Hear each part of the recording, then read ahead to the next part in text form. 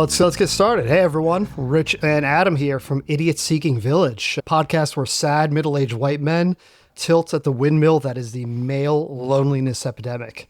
Adam, how the hell are you doing today? Plenty of things I can complain about and wonder about, like why is there never enough coffee in the pot, but mostly uneasy of what you have planned for today. What darkness is going to come forth and what level of anxiety it will produce. But other than that, I'm okay. All right, anxiety, it's fine. So let's ask the important question. How do you feel about fascism? I think more importantly, how do you feel about the military being commandeered to participate in local law enforcement? Oh, great. Of course you are. I can't think of a lighter topic than that. Who wouldn't feel warm and fuzzy having military people with large guns walking down the streets? How do you feel about living in a society where you have to present your papers? Oh, Jesus. Give me your papers. So it feels very much like the Germans. Very much. Show me your papers, Adam. Good thing I have my wallet on me at all times. You know, I but think... Speaking of the wife who forgets everything, then I'm going to be bailing her out a lot. Just have the sacrifice the kids' college fund for a bail fund, right? You need a nuclear family, right? You think those kids are going to college? That's up to you, buddy. Well, technically up to them, but... Oh, who knows what college will look like in a few years. Might not be the same. No. Might not be the same. Yeah, so I think it's interesting, right? So you mentioned guns. That actually wasn't a thing.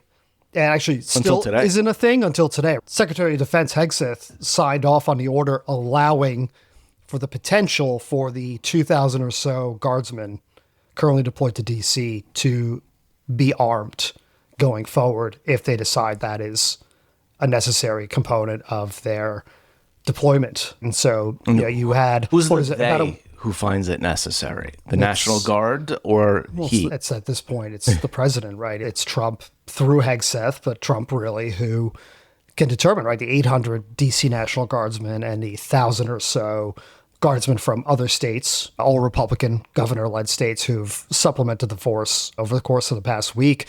Up until now, they've just been running checkpoints, for pedestrians, for drivers, at metropolitan, metro transportation depots and hubs. Again, it's one thing to present your passport upon returning to the country and go through customs and immigration, right? When you go through a train or through a checkpoint or whatever, or in the airport.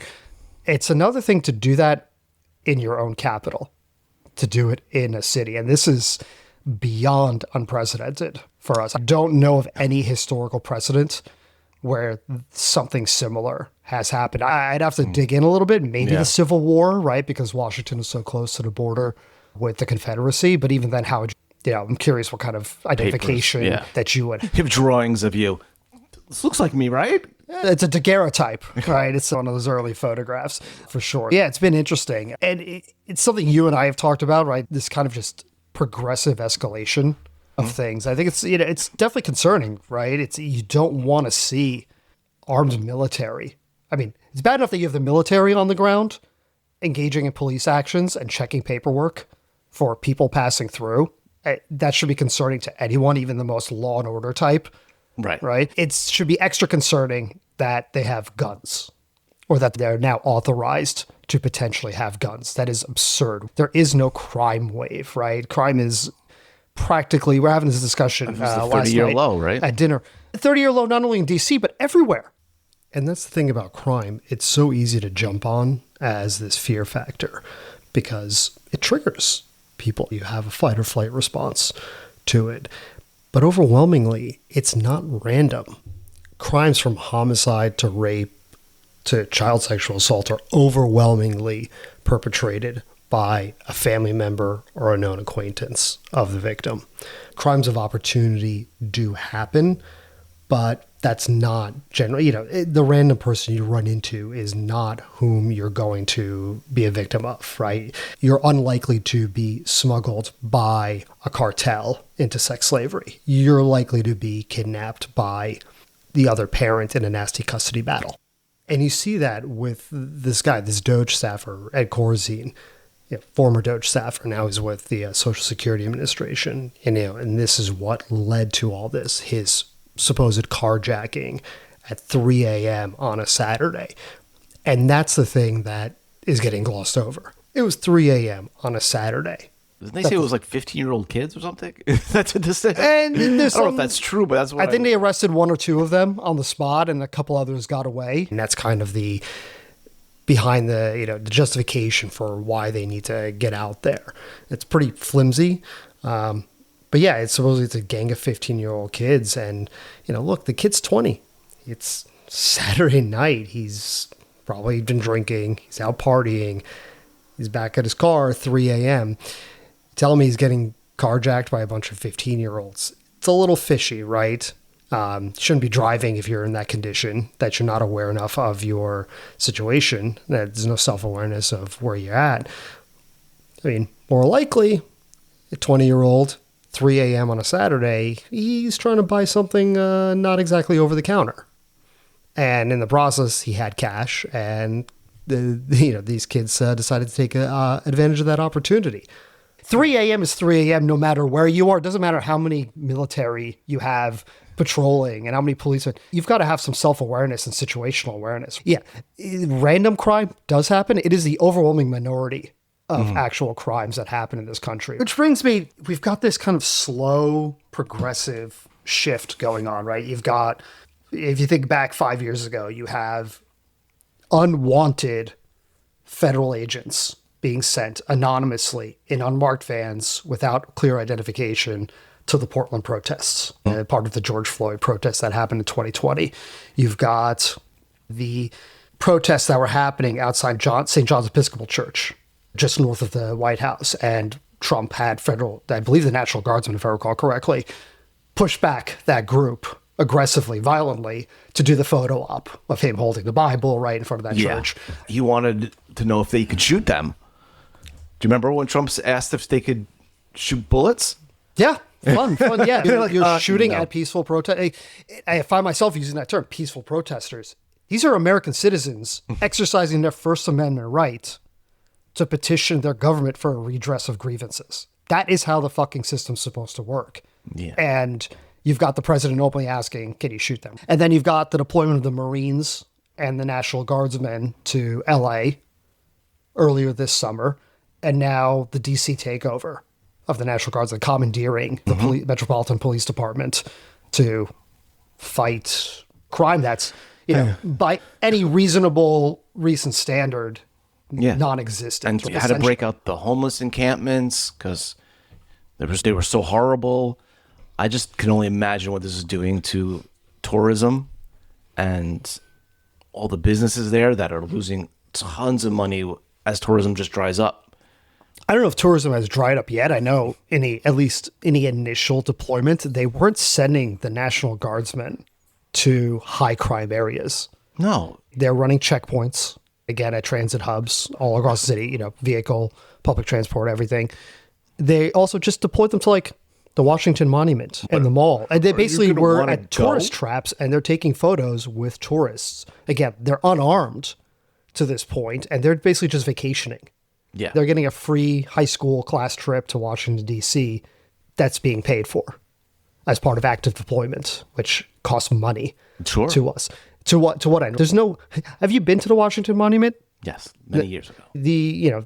There aren't even buskers and peddlers of little tchotchkes going on there. There isn't even that kind of low level quality of life crime, if you would even call it that, going on there. There's nothing happening there yet. We're doing this show of force.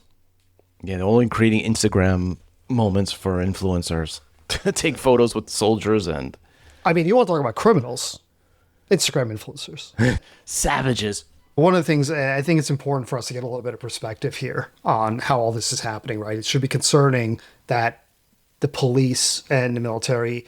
We've been militarizing the police for decades at this point. Surplus, army gear and MRAPs, right? There's no reason for your local police department to have a goddamn MRAP rolling around on the streets, a multi-ton military vehicle. And that's been going on for, well over a decade at this point, and it's been pretty well documented. But now we're actively deploying National Guards and the military to our streets under questionable pretenses is absurd. I think I wanted to kind of jump back a little bit, right? Because, I've been reading through They Thought They Were Free by Milton Mayer, the Germans, right, 1933 to 1945.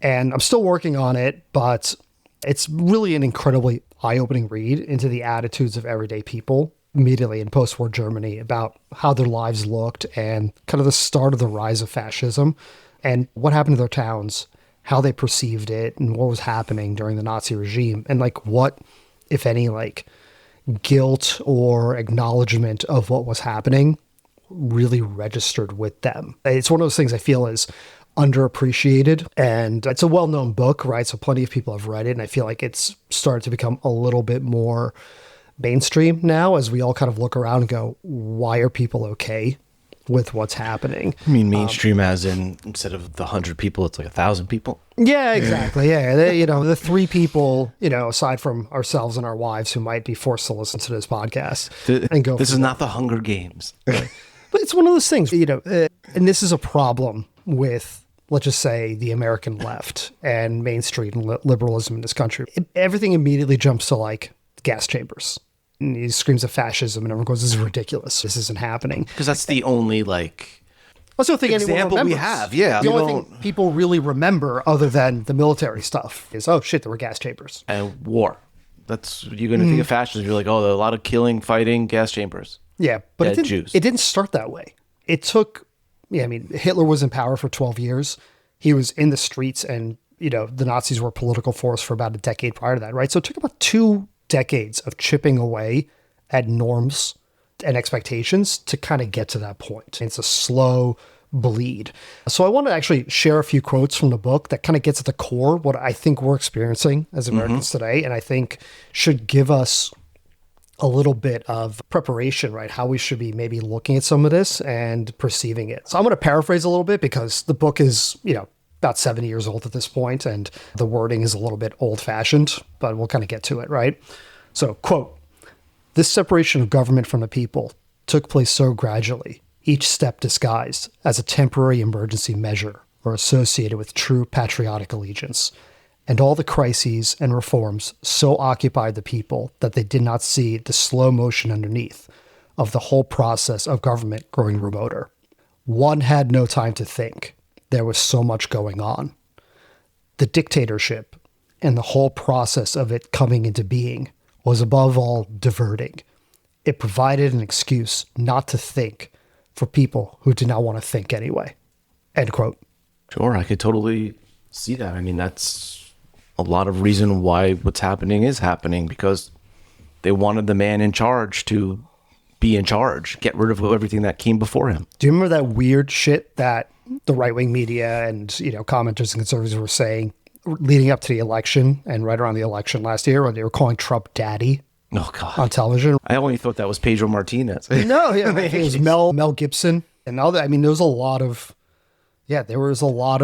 grown-ass men who go out there and are like, I'm an alpha male, I'm tough, I hate woke, and they're calling Trump daddy on national television. And it's just the weirdest goddamn thing. But it kind of goes with Super creepy. What he was campaigning on, where he's, only I can fix this. Only I can save what's going on. That kind of cult of personality leader figure that he's been doing. I think definitely it's just the personality, because, it wasn't his first time around. He had already been here before, and he didn't do anything so special the first time around for the first 4 years. Yeah. So what in the world made people think it would be so different this time? It's funny you say that, right? Because if you look back at his first term, it was just a revolving door of characters in and out, right? I mean, he had multiple secretaries of defense and speakers. I remember Scaramucci for 36 hours. He was the thing or something like that. It's just absurd, like this revolving door of clowns. And you haven't had that yet. We're about 9, 10 months since the election, but we're 7, 8 months into the administration, and everyone's still there. Because so many of them last time, what it was, he was going to I'm going to hire the best people, just the best people. And these best people would be there for only a few weeks, because usually they left because they were being investigated, or they just had a falling out, or they didn't like what was happening. They had some form of standards. They left or were arrested.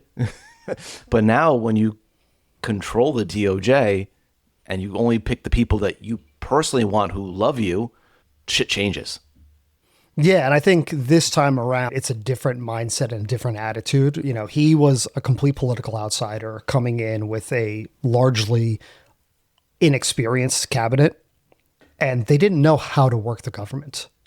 But I think it kind of goes to, regardless, again, this escalating series of military and policing activities. That's all the hallmarks of Bannon right there, the flood the zone strategy and whatnot. But he was there at the beginning and it didn't happen. So my thing is that there wasn't enough people when I went in with Trump who had his agenda, because they were, a lot of them might have been kind of new, but a lot of them also were old people who had a certain way of doing things. Well, I'd say he didn't really have an agenda coming in. No, but Bannon did.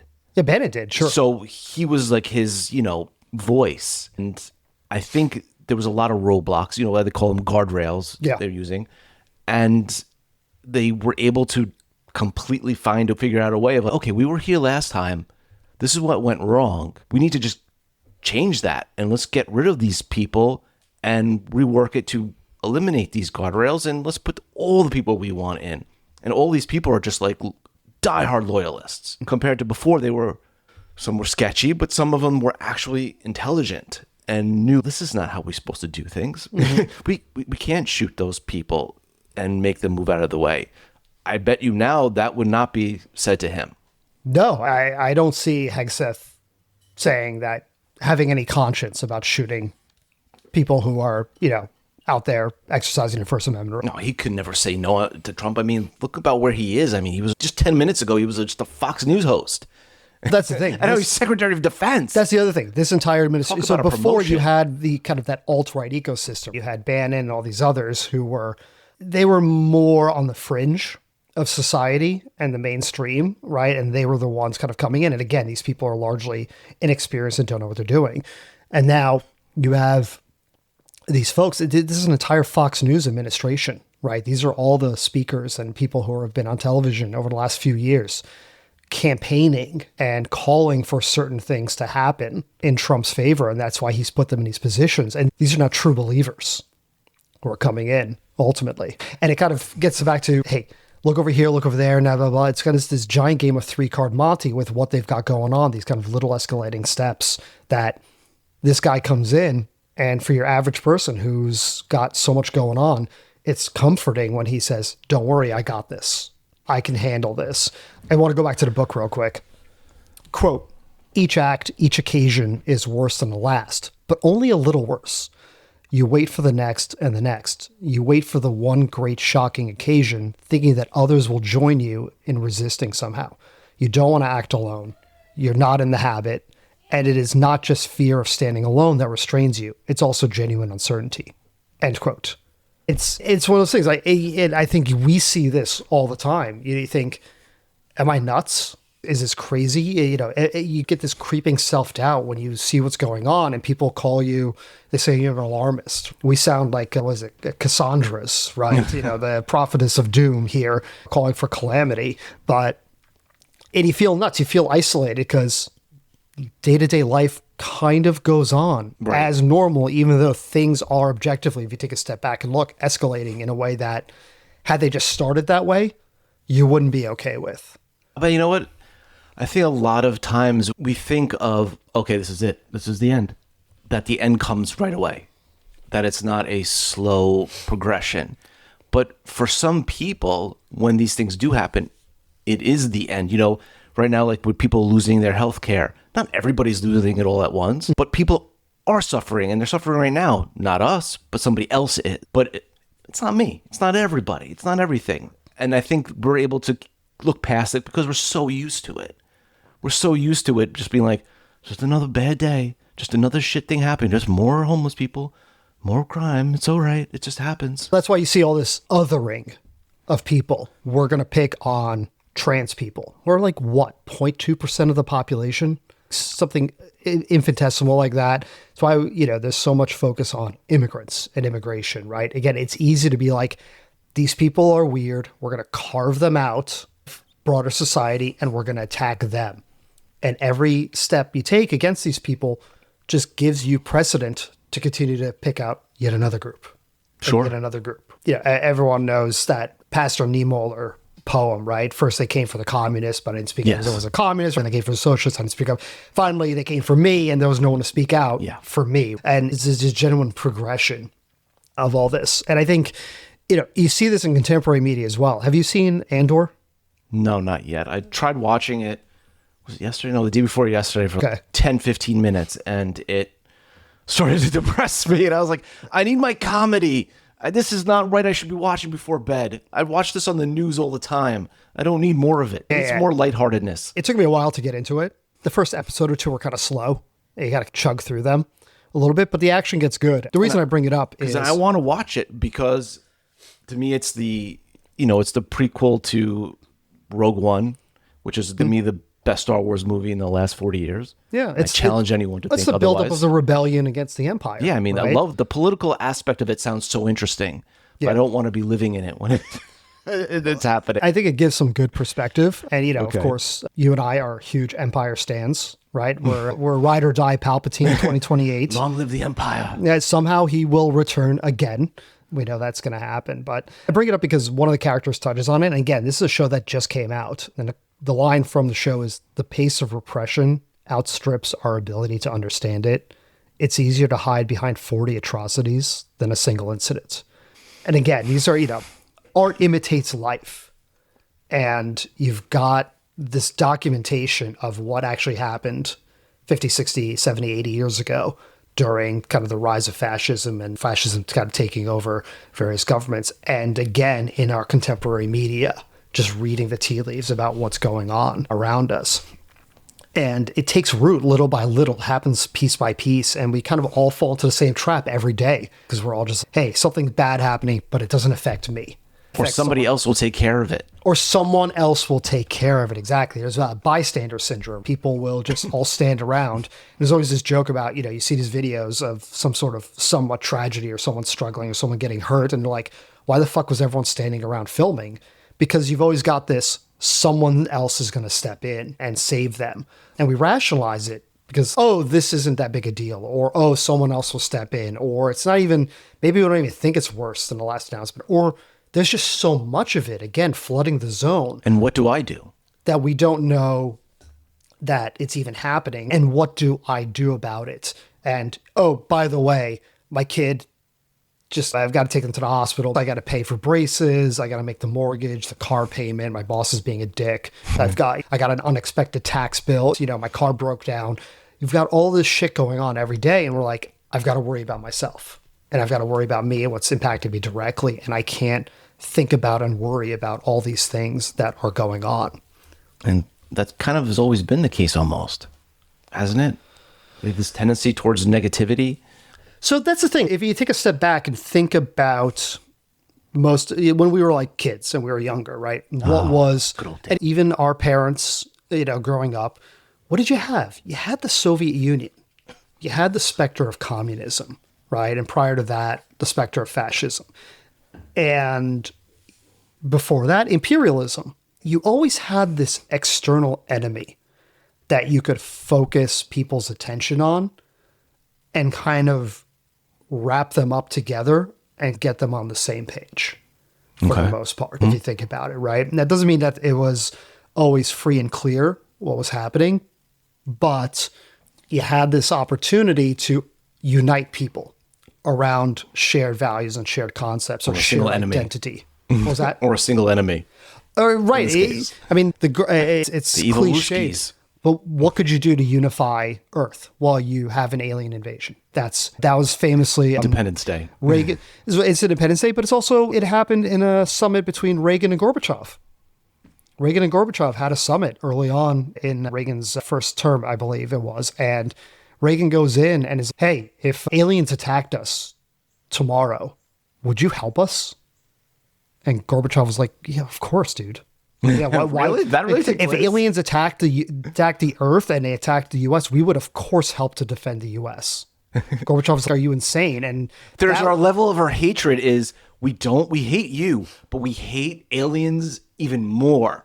So we're going to draw the line there because if they kill you, they're probably going to kill us next. Exactly, it's a greater threat, and I think ever since the fall of the Soviet Union, you haven't had this greater threat. We briefly had a greater threat post 9/11. Terrorism, With Osama bin Laden, Al-Qaeda, the rise of ISIS. That's largely been quelled at this point, for the most part. Obviously, the Taliban, after billions of dollars and thousands of lives, is back in charge of Afghanistan. Yes. But generally speaking, we no longer have an external enemy to focus on. And any potential external enemy is actually being played politically and used to divide us at this point. You look at it, Putin and Russia are still anti-American, right? Sure. By any objective. They're anti-democratic and they're against any of our norms and principles. But you've got Fox News for years saying, why do we hate Russia? Like, why is Russia the enemy? Russia should be our friend. And it's like, where did this shit come from? We don't have an external enemy. So what we started to do is turn internally. Right. And the enemy is within. And that's why it's in the house, people. Rush Limbaugh for years, right, was ranting about liberals hate America and all this sort of stuff, and always, ranting about the internal enemies. And now we actually don't have any external enemies, so the only enemies are internal. And we're looking at that. That's an interesting way of looking at it. To look at, hey, let's just pick the other side now. The fall of the Soviet Union, got nothing else to do. We're the top dogs. Who else can we blame? Let's blame this guy. That's the problem. Why are we blaming? Let's blame our neighbor. Why are we not focused on fixing our problems instead of creating new enemies or creating new targets for outrage? Good question. It goes to power. It goes to authority, right? Got to have that money. They want that money. Yeah. So I think, kind of finishing off with the whole, kind of flooding the zone. I mean, it's been about 50 days since the Epstein files statement came out, the FBI statement that there are no files. Right. After months and months of the files are on my desk, we're going to release the files and blah, blah. Oh, there are no files. Right. I think I just want to just kind of cover a couple of bullet points about how we've been flooding the zone. Sure. And specifically how the administration has been. First and foremost, of course, Mike Johnson, Speaker of the House, sent Congress home for the summer so that they couldn't force a vote to release the files. Ghislaine Maxwell was interviewed by the Deputy Attorney General, transferred to a lowest security prison, from a low security prison to a minimum security prison. And the rumor is apparently she's going to be getting some sort of work release as well, which is unprecedented for someone who's convicted of sex trafficking to the extent that she is. I can only imagine what she said to them. The Wall Street Journal released those Jeffrey Epstein letters for his 50th birthday. Drawings. Yeah, it's hey, we have certain things in common, Jeffrey, and a $10 billion libel, slander, defamation lawsuit that Trump did afterwards.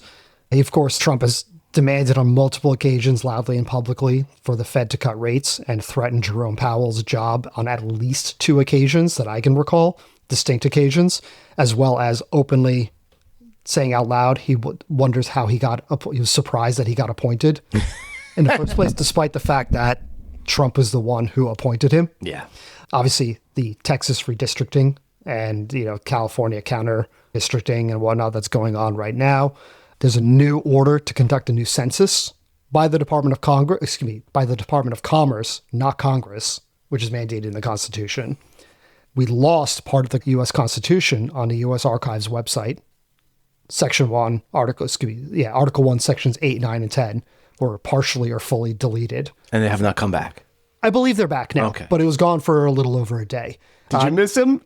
And they blamed a coding error, which is not how websites work. Big Balls was sleeping at the job. Yeah, he's in the Social Security Administration now. That should concern everyone. That's someone called Big Balls is running Social Security. He's not running it, but all your monies will be mine. He's there. They fired the head of Bureau of Labor Statistics because they didn't like the numbers, and now they've gone out there and say we're going to change the methodology around price indexing and the jobs reports. And man, if you thought they were finagled before, boy, those numbers are going to be. By the way, the guy that they're putting in place, the guy they put in, I forget his name off the top of my head. I don't have it written down here. He was at January 6th. And he's a Heritage Foundation guy. Yeah. So it's partisan hacks coming in, blatant partisan hacks. There was the blatantly, and so blatant that even the New York Times called it blatant, which credit to them, I guess, when they catch up on these things. The Sydney Sweeney, American Eagle. Oh, God, yeah. It was a blatant right-wing campaign. You had handful of people with just maybe a few dozen followers who did that kind of race baiting, whistle, kind of the whole racial element, and they jumped all over it and tried to make it huge news. And it looks just like blue jeans to me. Two of my personal favorites announced a nuclear reactor on the moon, which led to one of my favorite quips, which is, "Oh my God, how much is he in the files?" Of course, Trump threatened Rosie O'Donnell's citizenship. Oh, yeah.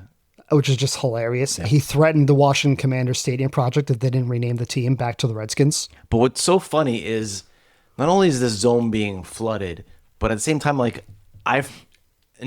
this list I know, but I forgot probably half of them, at least half of them, until you said them, because they were like a month ago. I forgot the whole Redskin Commanders thing. Totally forgot about Rosie O'Donnell, because she was really funny with that. She was like, basically bring it on, and then it kind of died after that. Totally forgot about those things. Don't have any legs. And this is why, writing down this list, that's why I'm sharing it right now. I forgot half these things, and I kind of like looking back at my timeline of things I read and things I looked at. I'm like, Jesus Christ! I'm like, that all this has happened, and I can't even take it all in. Obviously, Maureen Comey, James Comey's daughter, right, former federal prosecutor, now fired by Trump because she botched the Diddy trial. The Late Show got canceled. Stephen Colbert, of course, and everyone saw that for what it was, a blatant part of the settlement against the lawsuit against CBS and Paramount. Of course, South Park has now picked up the mantle and just gone full throttle at the administration. Super glorious. Tell me if you remember this one. Director of National Intelligence, Tulsi Gabbard, released some documents accusing former President Obama of conspiracy against Trump leading up to the 2016 election. Yes. How's that going? Is it going anywhere? I mean, it was blatant bullshit. But wing media tried to jump all over it as an example of treason, which it clearly wasn't, because the file came out in 2020. Obama hadn't been president for 4 years. And it's all been sitting there just basically documenting, hey, Russia tried to, but didn't succeed in hacking any voting systems. What they did is they did a media campaign. Sure. They were blitzing to try to change hearts and minds. And that's all documented. And they tried to jump on this as some sort of example of treason to undermine Trump's, legitimacy of his presidency. Again, 8 years later after the fact and removed from anything. See, if I'm the Democrats and I'm liberal and I'm Obama, I would be like, bring it on. Let's bring it on. Just bring it on. Just bring it on. Which I think was largely the response. I think Obama was like, go fuck yourself.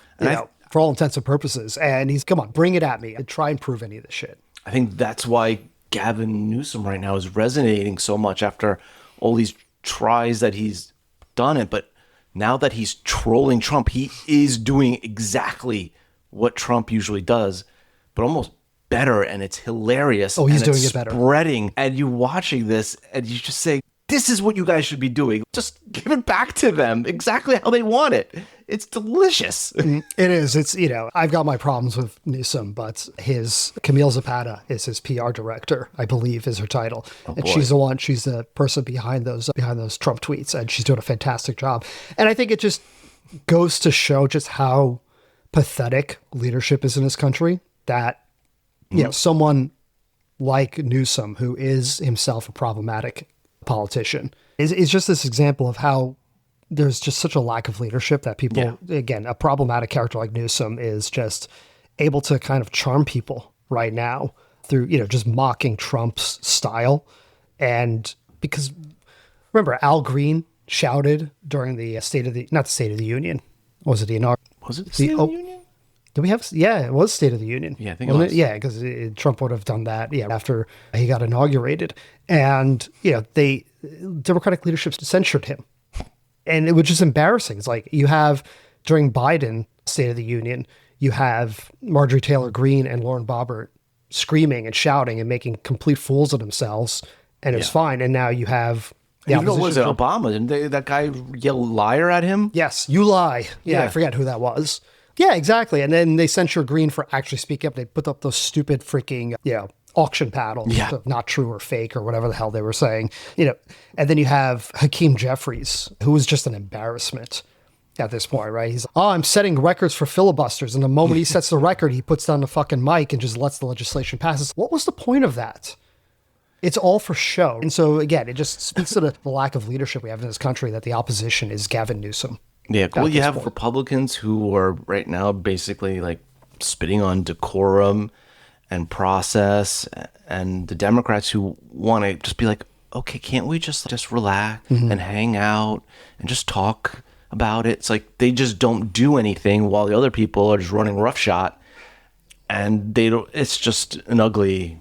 But that list, again, you yourself, and this is why I wanted to read that out, is you forget half this stuff. And that's not even half of what went on. It's just the stuff that I could recall that I came across, and it's not even a comprehensive list of everything. It was just kind of focused more on what the administration, for the most part, and the people aligned with the administration were specifically doing at that time. And think about it. The fury behind the Epstein files, Right. not even 2 months already, less than 50 days ago, was something that I don't think united the country in a way that we'd seen since the killing of bin Laden. Nothing unites Americans quite like pedophiles. Bold statement, Adam. Bold statement. So clearly you have a... We found our answer. It's pedophiles. Wait, I'm not... We could all unite together to fight pedophiles. Okay, fine. Thank you. I'm just glad you threw that that's word a in. B Yeah, one. just- No. How dare you insinuate such a thing? But the point is, this is by design, right? Again, flooding the zone. And when you discuss like fascist takeovers, right? Nazi Germany always gets a lion's share. Hitler gets a lion's share, right? And again, what do people remember? People remember a war and they remember concentration camps. But I think it's important to look at it. These things don't happen by accident. And Right. you got to look at the bigger picture, take a step back of how did we get here? And again, Nazi Germany gets the lion's share, but like Francisco Franco ruled Spain for 40 years. Salazar, his regime in Portugal lasted almost 50. Mussolini ran Italy for almost a quarter of a century before getting the hook. Chile, Argentina, Brazil, Greece, Croatia, Romania, and currently Hungary have all had these kind of fascistic, uniparty states, and they've trampled any sort of opposition. And by any objective measure, they're fascist states, right? Dictatorships. And you read the stories and what's going on, they'll tell you the same thing. I had things to focus on. I had my own shit going on. And most of the time, nothing affected me directly. And when you saw something that would affect you directly, you kind of just got in line and you didn't rock the boat. And they also had the fact that they all had in common is a great deal of poverty and a lot of crippling debt for the country, and probably why they had so much poverty. But we're not quite there yet. We're getting close. We're knocking down the door. We got a lot of the debt. We have a lot of income inequality, but we could technically try to equal that out where it's not. Hey everyone, Rich here jumping in. About a day after Adam and I recorded this episode, The Independent released an article citing unnamed Pentagon officials and documents obtained by Fox News that 1,700 National Guardsmen will be deployed across 19 states in support and administrative roles assisting ICE. It's confirmed that they will be serving under Title 32 and technically under state command to assist with federal missions, as we'll be discussing next. This follows a July announcement from the Pentagon regarding deployment under Title 32 and adds 500 troops to the original total discussed at that time.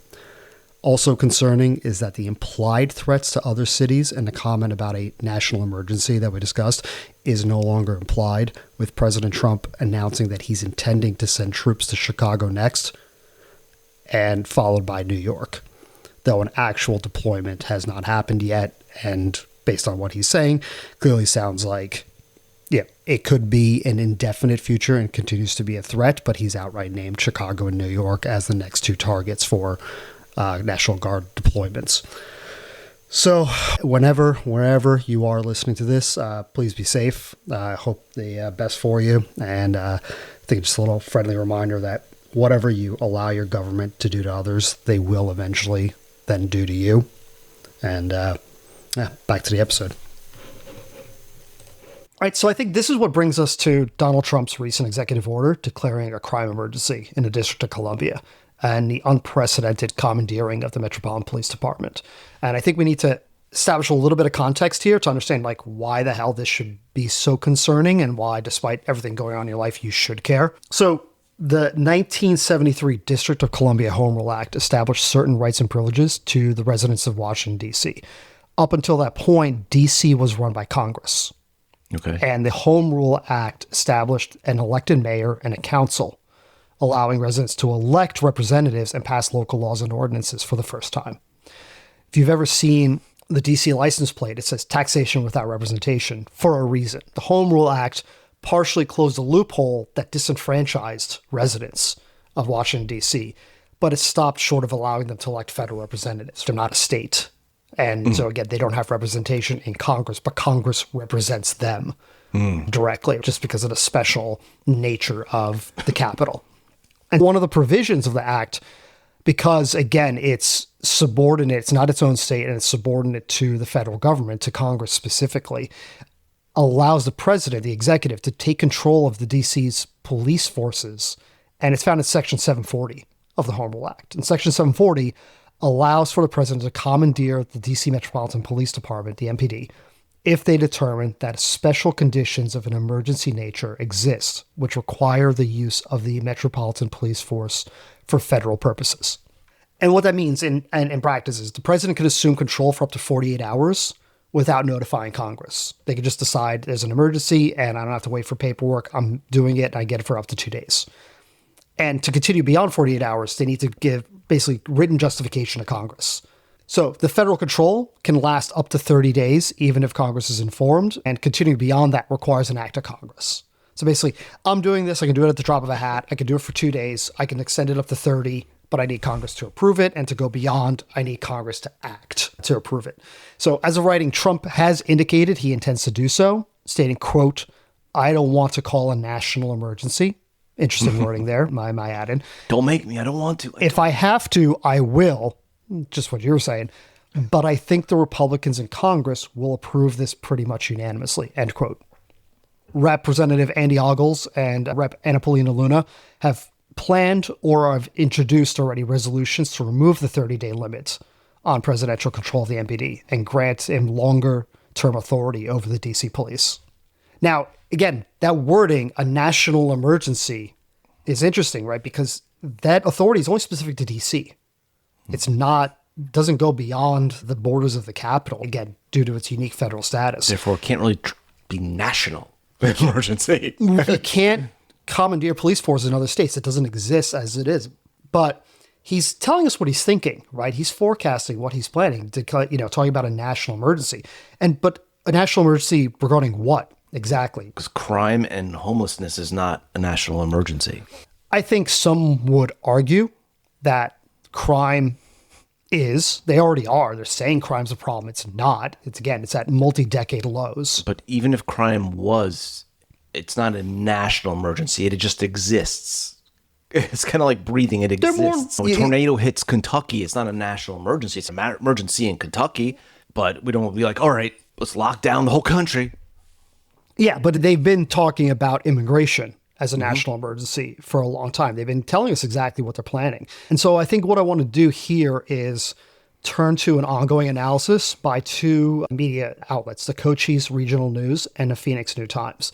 These organizations have obtained a cache of documents relating to the internal plans crafted in the year or so leading up to the election that align with the stated aims of Project 2025. Jesus. Project 2025, yes. Project 2025, the Heritage Group's Project 2025. Which I've never heard of before. Yeah, what is Project? I don't know who these people ever are. Heard of these things. Yes, they might have worked for me before, but I don't know who they are. But I think it's important, right? There's a good analysis that they're doing. It's an ongoing investigation. I believe they've only published 1 or 2 parts so far. But it's going behind the mechanisms of how law enforcement is being commandeered by federal authorities. And I think you need to start with, post 9/11, there was a lot of reorganization, integration of much of American law enforcement. And on its own, again, you didn't really have too much going on domestically.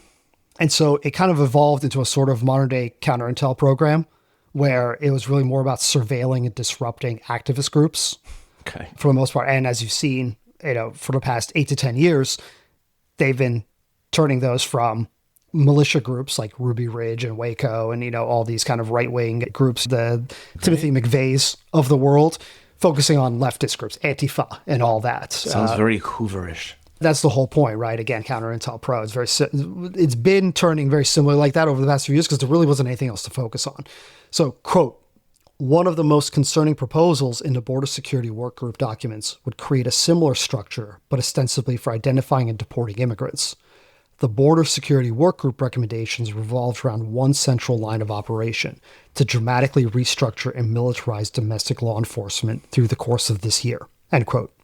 So you see what's happening, right? We've already had this dramatic rise in federal immigration actions, budget, and hiring, right? ICE got all this money through the one big bill.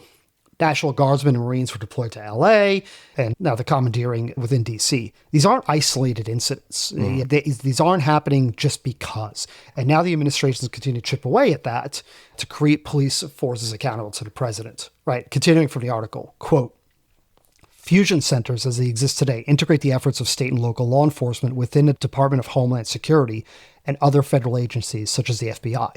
While the current fusion center system does investigate and interdict crimes committed by transnational criminal organizations such as Agua, local law enforcement, for the most part, does not engage in matters of federal immigration law enforcement. The internal Project 2025 documents obtained by Cochise Regional News and the Phoenix New-Times propose creating a wholly new fusion center-style system. This law enforcement infrastructure, they say, would incorporate 4 tiers of command: regional command, sheriffs, municipal police, state troopers; state command to oversee the regional command; district command, which will coordinate between states within a geographical region; and lastly, headquarters command to direct it all. End quote. So that headquarters command on an org chart, again in these documents, leads to a commander of domestic security operations. Someone who is in the document appointed by the president of the United States to take direction on how to conduct operations in a manner decided by the president. So, again, all the attention and a lot of the backing for these military takeovers and the military deployment as local law enforcement is focused on immigration and immigration enforcement. And he can say, okay, it enforces immigrants. I'm on board with ICE, right? I'm cool with everything that's going on, secure the border, blah, blah, blah. I think should be more concerned. Again, from the report, quote, documents we've obtained discuss potential workarounds to laws that prohibit most military engagement in matters of domestic law enforcement. Documents also show the group crafted presidential actions directing military support to civilian law enforcement and contemplating invoking the Insurrection Act, which would allow for active military participation in domestic law enforcement. End quote. So right there, you've already got, they're starting to shift. Okay, what else can we do here? And how do we expand the scope of what we're capable of doing? And I think that last part, invoking the Insurrection Act, is key. So there's another article by the Washington Post, and they've analyzed a different set of Pentagon documents about mobilizing the National Guard and the creating of a rapid response force to respond to incidents in other states across state lines. Quote, the Trump administration is evaluating plans that would establish a domestic civil disturbance quick reaction force composed of hundreds of National Guard troops tasked with rapidly deploying into American cities and facing protests or other unrest, according to internal Pentagon documents reviewed by the Washington Post. The plan calls for 600 troops to be on standby at all times so they can deploy in as little as 1 hour, the documents say. They will be split into 2 groups of 300 and be stationed at military bases in Alabama and Arizona with purview of regions east and west of the Mississippi River, respectively. End quote. And this is something they're doing to circumvent Posse Comitatus. Posse Comitatus is an act enabled in 1878 after the Civil War, which restricts the use of federal military personnel for domestic law enforcement. It's kind of one of those Reconstruction era, kind of pre-Jim Crow type of deals. The purpose of Posse Comitatus was to ensure that civilian law enforcement responsibilities remained with civilian authorities, not military occupation, unless specifically authorized by Congress. And that's important, right? Law enforcement is supposed to enforce laws. The military is supposed to defend us against the enemies of the country. You don't want the military deployed against citizens, because what does that mean? It means citizenry is the enemy of the country. And that's clearly don't need it. They're arguing you do. We look at this and go, we're not the enemy. We're the citizens of this country, and we have a right to petition our government and say, what you're doing is fucked up and we don't agree with it and it's wrong. And it's an incredibly problematic view to be like, I'm setting the military against citizens, because you are just passively saying right there, citizens are the enemy of this country. And you do not want any legal precedent for that. You don't want that to be a step that's ever taken. Correct. So what it looks like right now is two sections of the U.S. Code are being used to support that whole quick reaction force and get around the Posse Comitatus.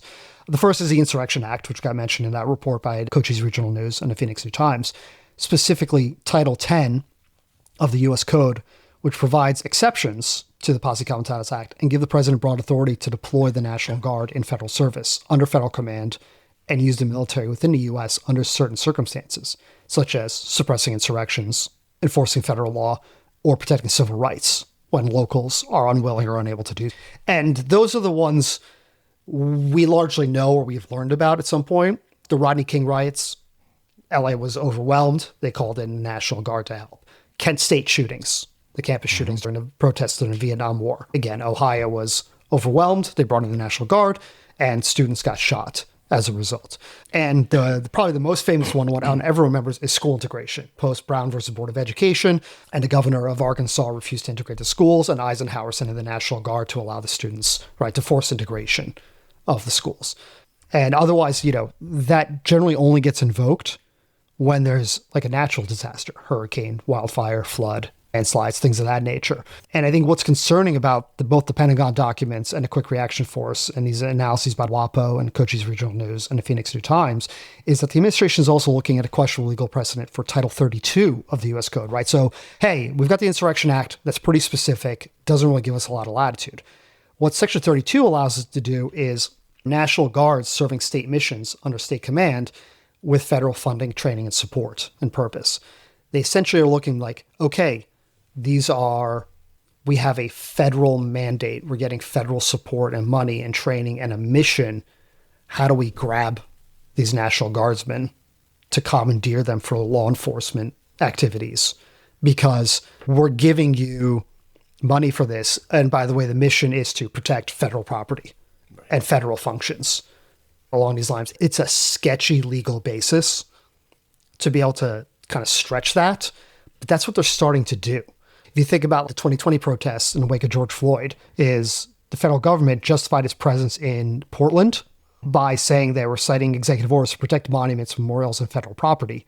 But the mayor of Portland, the governor of Oregon, and even the local Congress people, right, at the federal level, were like, we don't want them here, get them out. We didn't ask for this. Yet they pushed that through regardless. So they're kind of setting these precedents little by little here and there. So going back to the Washington Post article, quote, the 300 troops in each of the two headquarters locations would be outfitted with weapons and riot gear, the documents say. The first 100 would be ready to move within an hour. Second and third waves ready within 2 and 12 hours notice. The documents note, or all immediately deployed when placed on high alert, end quote. And so I think it's important for us to understand like how this works, right? So as it stands right now, you need the governor of your state to declare a state of emergency. There's a clear line of escalation. They petition FEMA or the Department of Defense for support.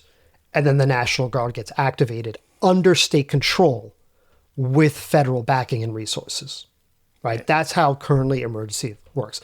The Quick Reaction Force is looking to bypass those checks and balances and that kind of process and hand control directly to the president, or at least a cabinet member within the executive branch, presumably Secretary of Defense Hegseth at this point.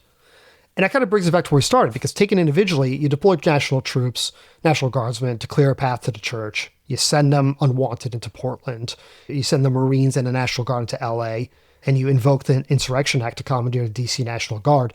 And it's easy to forget some of these situations, but it's a pattern of using military force against U.S. citizens, often when they aren't even asked for or wanted, or there isn't justification behind it. And it's continually escalating. Again, this morning, Hegseth put in the approvals to arm those 2,000 or so National Guardsmen who are in D.C. And why are they being armed? They're not being shot at. They're taking photo ops of tourists. They're doing checkpoints and checking paperwork for people. Why do they need guns? And by the way, this isn't police service pistols. Yeah. They're military. They have military grade guns. That's automatic weapons. M16s. That's exactly. That's not even the assault rifle you or I could potentially buy. Those are semi-automatic at best. These are automatic. And we're actively in this process, and it's just becoming more and more normalized. This should be concerning. We should all just be Honestly, we should all be marching in the streets demanding an end to this, but we're not, because it's this piece by piece, a little bit of chipping away at our norms and expectations around this. Yeah, the more you talk, the more I'm thinking, like, how, I don't want to use the word brilliant, like Mitch McConnell was, when he just, everybody keeps fighting for Congress. Who's going to be in charge of Congress? There's just so many people we have to deal with. Why don't we just focus on the Supreme Court? And then you get your judges in place. Then you get a president who puts in a puppet DOJ, who basically is your soldier of law. And with them on board, you just could run roughshod over the Constitution or attack whoever you want. Oh, I want these people sued. Well, we don't really have any legal standing, but okay, sure, let's do it. And it's amazing, and it's playing out the way they want, whereas like, all right, let's find what loopholes do we need to find.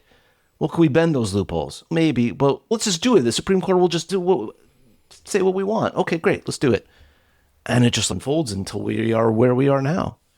Yeah, no, it's the long game. It's the ground game. It's, if you use a football analogy, it's the running game. It's getting yards and feet slowly, piece by piece, to move downfield and kind of reach your goals. We all get dazzled by the presidency because the executive is a one-person job, effectively. And then you look at the Supreme Court, you only need 9 people. And out of those 9 people, you only need 5. And then is what we talked about last time, 435 members of Congress, of the House of Representatives. You need 218 of them. You need 51 people in the Senate. There are layers to the levers of power in this country. And there's some of them are easier to grab and some of them are less obvious and require just different amounts of effort to do. And if you can grab 5 seats in the Senate, 5 seats in the Supreme Court, 5 seats on the Supreme Court, and you can grab 51 in the Senate and 218 in the House of Representatives, suddenly you don't need to win it all. No. You need 51%. It's a whole lot cheaper. You need 50% plus one person. And it's a lot cheaper to divide and conquer. And they don't have to run. They don't have to do anything. You already spent a ton of money getting that guy in office for president. Now we just got to pick a judge. But now that you have that power, or at least you have that control over the levers of power, and we've seen this for years, it used to be, especially with the courts, that they would use cases defensively. You have certain rights and liberties in the Constitution, and they would be used defensively. Over the last 15 years or so, especially, what you've seen is a shift. You've seen a shift to using the courts offensively as an attack method against laws and norms and statutes that you don't like. It's not about falling back on the Constitution and what your rights are. It's using those rights to attack those people whom you want to disenfranchise and take power away from. And it's problematic. And this is how things start to slowly shift underneath our feet, and things change almost imperceptibly. Who do you know that regularly follows the Supreme Court? And no, I don't do it myself. I probably know 5 to 10, maybe at most cases, and that's probably 5 to 10 more than the average person knows about. And if people can even remember the core ones that they learned in high school, the Dred Scott decision, Brown versus Board of Education, and all that, you're asking people for a lot. I think that kind of is where I want to end here with one last quote back at They Thought They Were Free by Milton Mayer. Quote, "And one day, too late, your principles all rush in upon you. The burden of self-deception has grown too heavy, and some minor incident collapses it all at once. And you see that everything has changed, and changed completely under your nose. The world you live in, your nation, your people, is not the world you were born in at all. The forms are all there, all untouched, all reassuring. The houses, the shops, the jobs, the concerts, the cinema, the holidays. But the spirit, which you never noticed because you made the lifelong mistake of identifying with the forms, is changed. Now you live in a world of hate and fear, and the people who hate and fear do not even know it themselves. When everyone is transformed, no one is transformed. And now you live in a system which rules without responsibility even to God. The system itself could not have intended this in the beginning, but in order to sustain itself, it was compelled to go all the way." End quote. I really thought I had the lack of faith on society cornered, but I think you got me beat by quite a few miles. You're going to be my comic relief, Adam. Oh, God. The devil's advocate when I'm the devil. I thought I was Jesus. You're playing both roles. You're the angel and the devil over the shoulder at the same time now. Man, that's...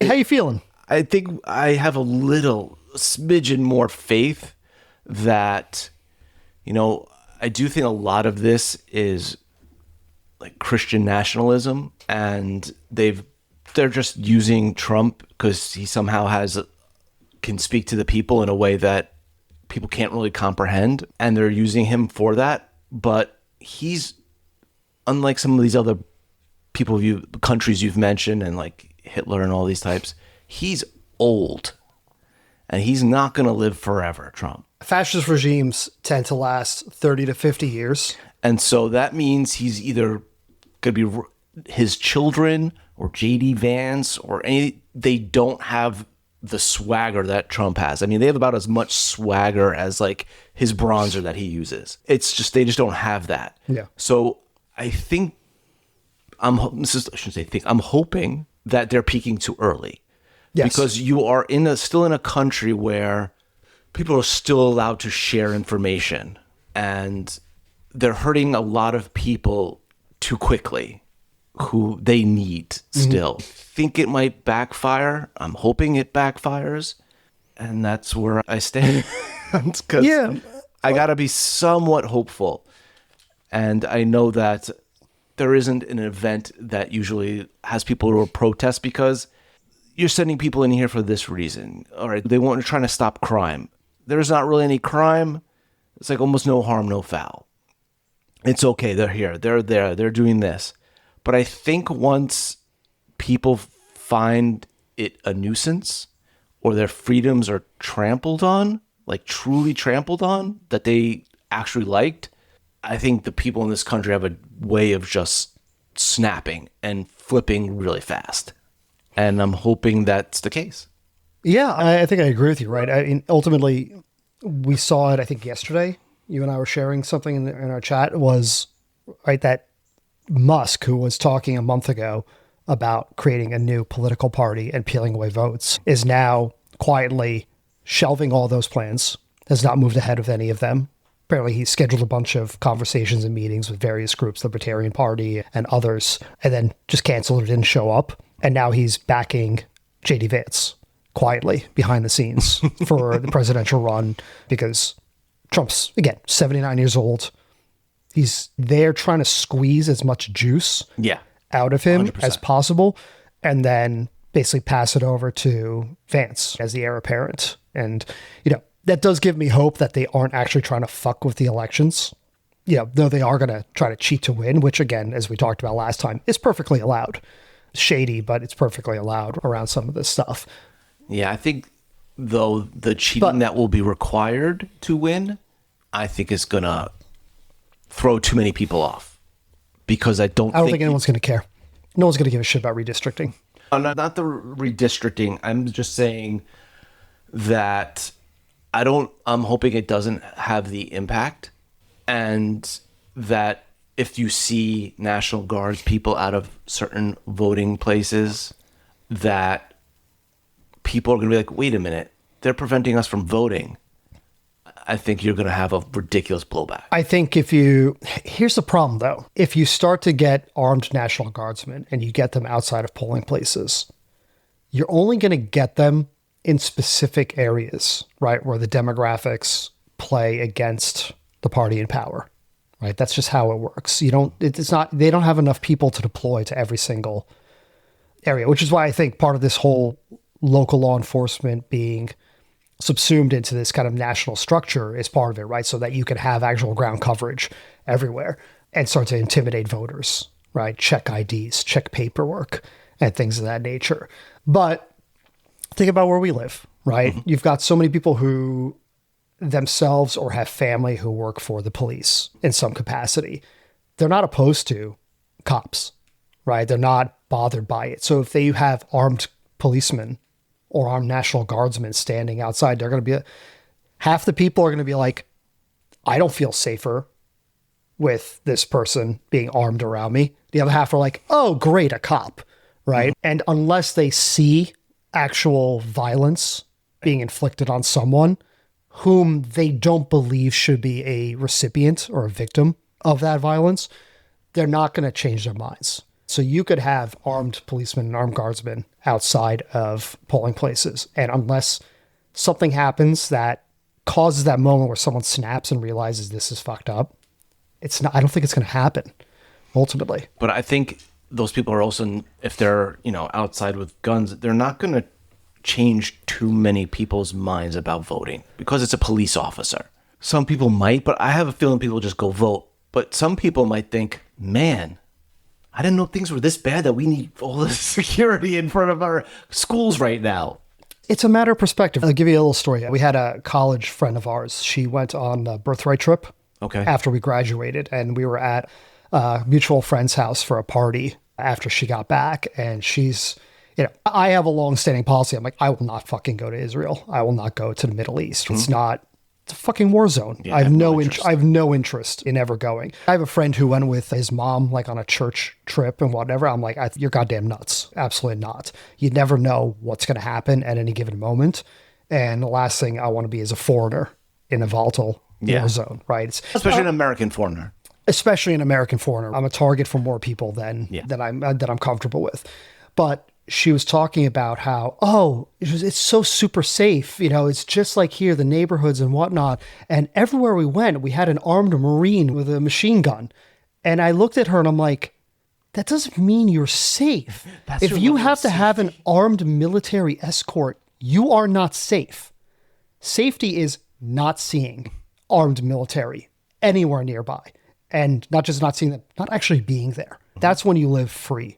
That's when you live in a society that's safe. Yeah. If you have to have a heavy armed presence, you're not safe. You're never safe. Because he's there to protect you from someone, or he's there to protect the government from you. So either way, it's a lose. Right. Ostensibly, even if he's protecting you from someone else, he might also be protecting someone else from you. And it works both ways. And by the way, that's a fine line depending on what you say and do. You wouldn't go, you and I could travel to North Korea and visit North Korea. We can do that. We can go get a visa, and we're going to have a government escort. You can go around. You can take pictures. There's people online who've done it. They're like, hey, I visited North Korea. I'm an American. And you have a government-appointed chaperone the whole time. Would you feel safe? A North Korean government chaperone, not correct. One of ours. No, of course not. So I would never, all these people over the years who were like, oh, they got arrested in Russia for drug possession or this possession. Right, Big Reiner got arrested with, minor amounts of drugs. If she even had the drugs. Exactly. But I'm like, why are you in Russia? It's those guys who go to Iran and visit Iran, and then they get picked up by the regime and get thrown into a prison. Like, again, it's stupid. You can't just say, I have an armed escort, I'm safe. No, you're not. You are a target. Are you paying this armed escort? Because if you're not safe. It's just, even if you don't have an escort, you're going to a country that doesn't really care about the freedoms you have and that you're used to. Therefore, they do not apply here.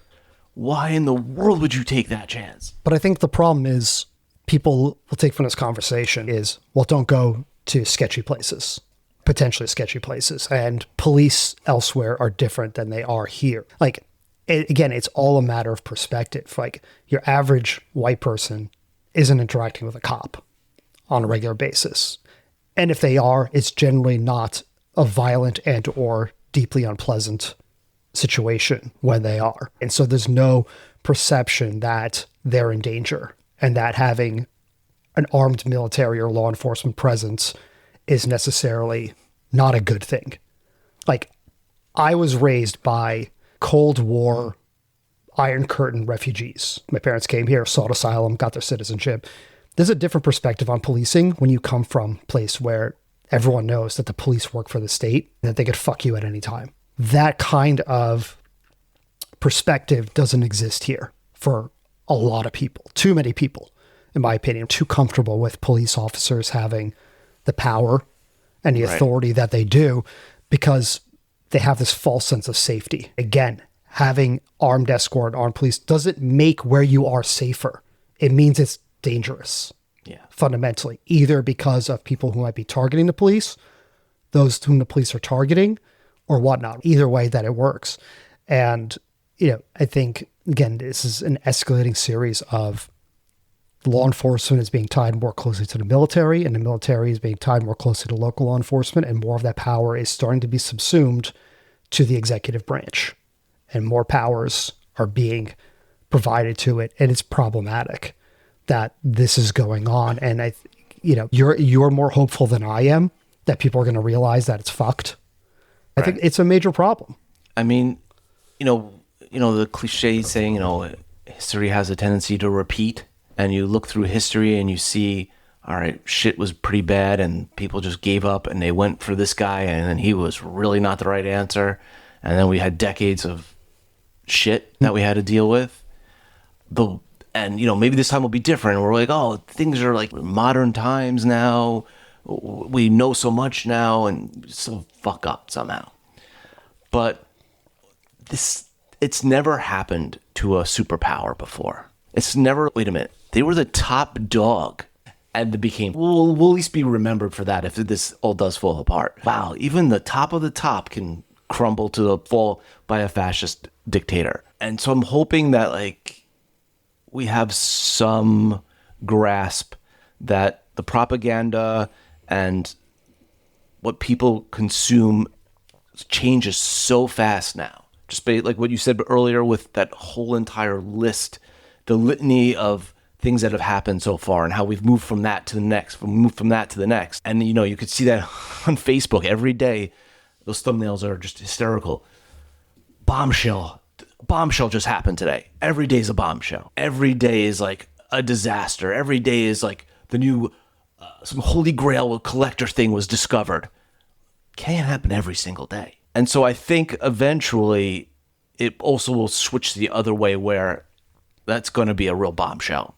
Just like the Epstein file. Who would think that would be such a problematic issue for the guy who kept it going? It could have easily disappeared years ago, but he put all the people in place that kept it going. And I think when you're not the sharpest tools in the shed and you only hire the people who support you, I think it backfires in the end. Let's hope so. All right, Adam. God bless. Yourself a great weekend. You too, buddy. I'll catch you later. Bye. Idiots Seeking Village is a production of Village Idiots Media. For more, find us online at villageidiotmedia.com or find us on Apple Podcasts, Spotify, Google Podcasts, Amazon, and wherever you get podcasts.